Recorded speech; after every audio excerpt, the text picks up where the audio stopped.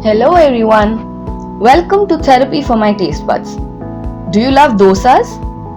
Today's recipe is a healthy dosa premix and how to use this premix to make a crispy yummy dosa.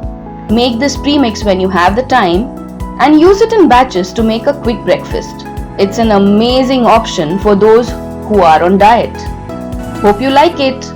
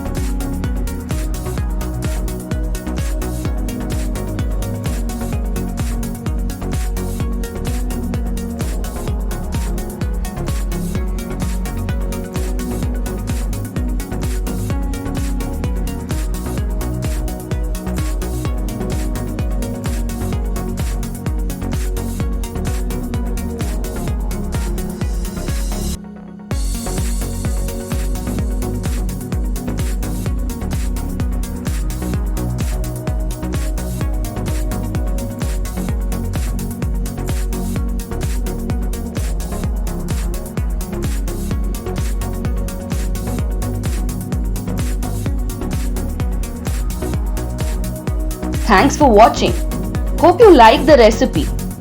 Please like, share and subscribe to the channel, and do not forget to click on the bell icon for our latest updates.